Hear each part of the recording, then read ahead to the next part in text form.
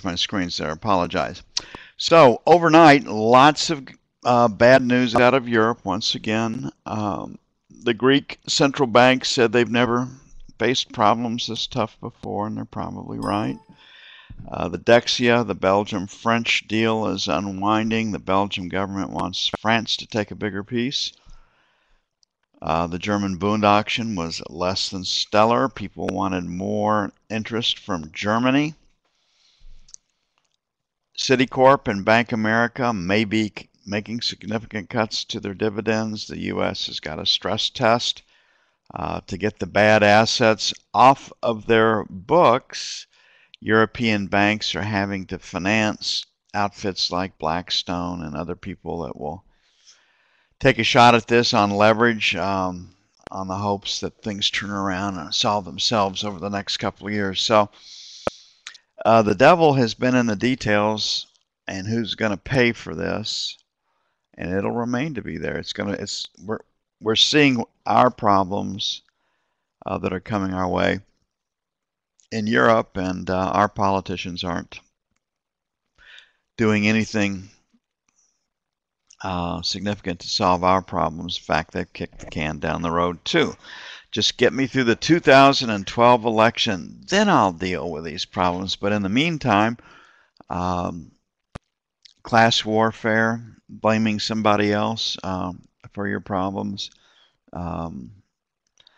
is the ploy that politicians find easiest to use, or cheap political rhetoric about the Second Amendment and Roe versus Wade, or abortion.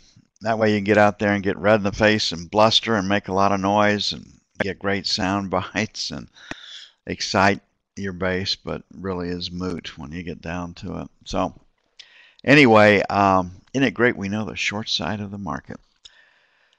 Overnight then we get a flight to quality in the financials. The musical chairs game hasn't stopped at our doorstep yet, and the E-mini sold. If the E-mini continues to sell today, that'll hold the financials where they are. But if the E-mini does rally back, I don't think you're going to see the financials break. We'll come back into the range.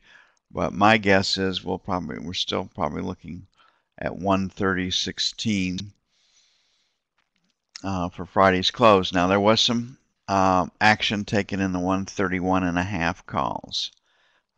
So maybe it's a 131.5 to a 130.5 range with a close at 131. Don't know just yet, but the players did move their protection up a half a point on the note last night. So really down to the news reaction this morning from the E-mini, and then potential short covering before Black Friday.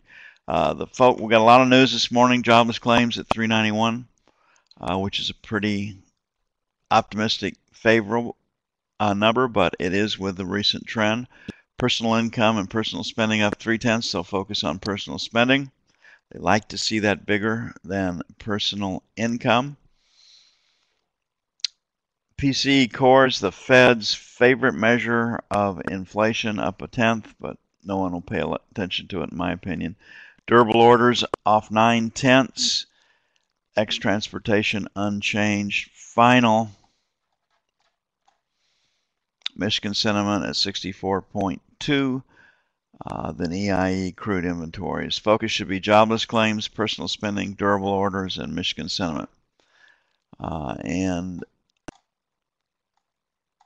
if the E-mini continues to sell, we'll like the long side of the note. If the E-mini starts to rally back, I imagine we'll see some selling in the note, but it's going to be pretty hard to break the 138 to 16 area, in my opinion.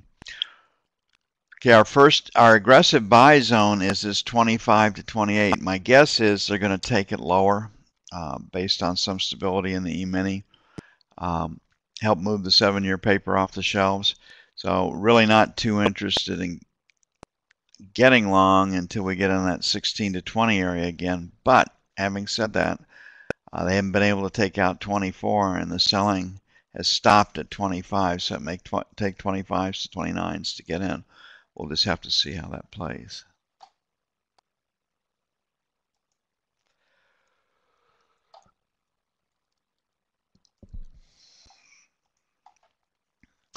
Okay, since the spike in B period last night, the note has come lower. The low came in the E-mini and B period. So the inverse relationship is there. But for day trading purposes, you take your setups as they show up on the screen, and then maybe you'll get some support from the E-mini.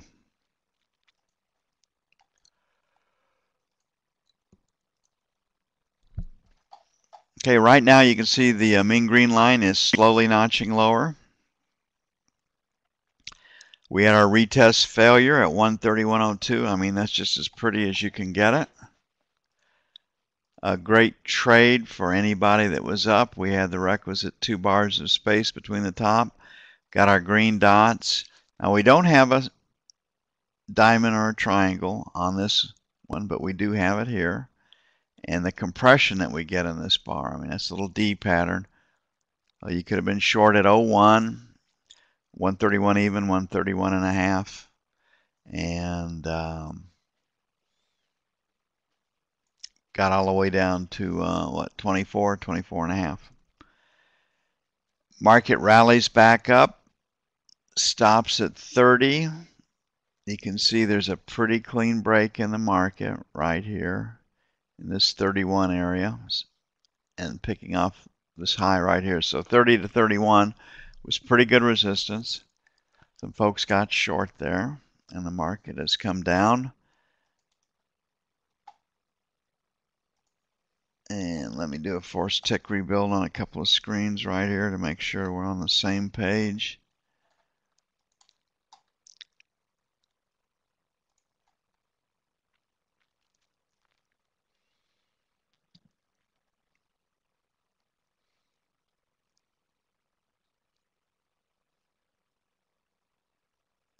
So if we come back down and we can't crack this 24-25 area, then we got to get long with a trading objective of 30 to 131 even. 30 to 131 even.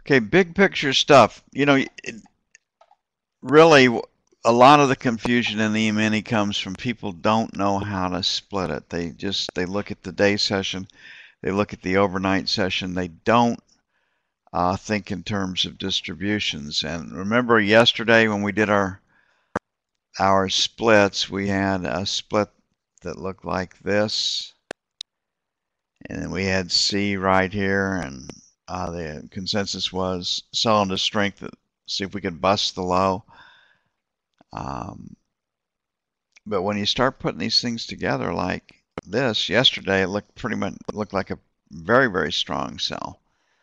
And so understanding how to put these distributions together really is where those that know the profile and those that think they know the profile part ways. So this market is pointed lower.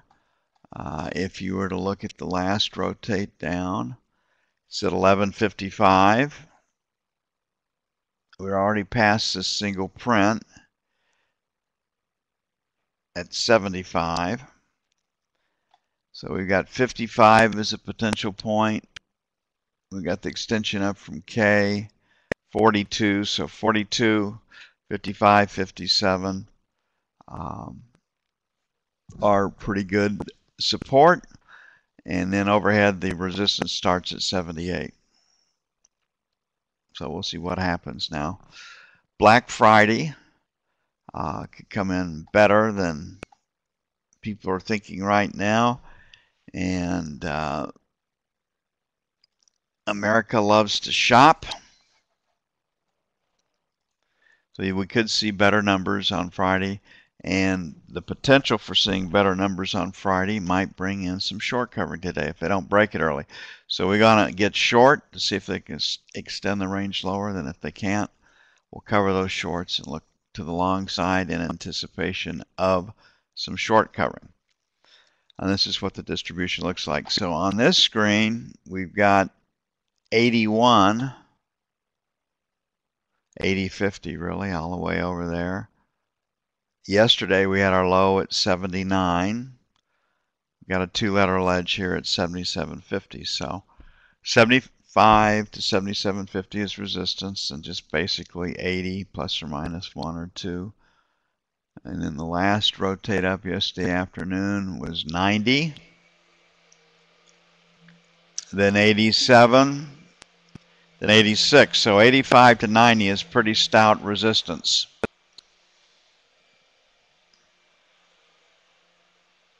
And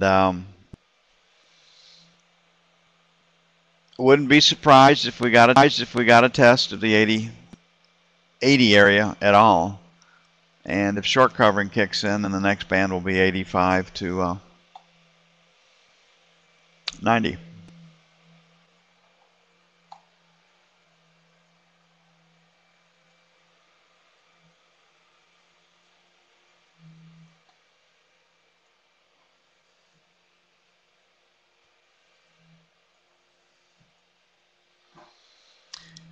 Okay, an outside in trade, no magic here.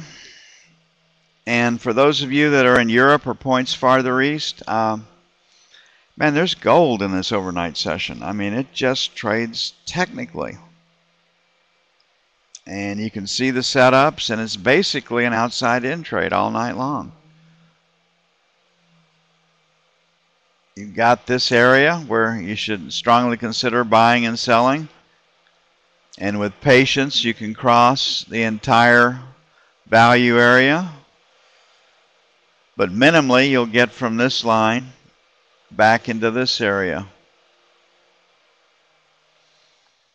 Right there. So, I mean, trading from the value area high, you're short at 76, 76.50. And the market trades down the mean green line at 73. So there's 2 to 3 points for you. Down here off the low, you're long at 69.70. The market trades all the way up to 77.50. There's, 4 or 6 handles for you. So, I mean, it's just really, really good trading. Now, what I see on this screen is that we're in development, stage 3. And we'll be looking for a move out of the 73 area. But I do think we will get a retest of the overnight sessions low before maybe get stops beneath it before the short covering starts. So we got jobless claims in 14 minutes. We'll see how it plays out. Looking for 391. It has been under 400, I think, the last month. We'll see if that continues. Any questions?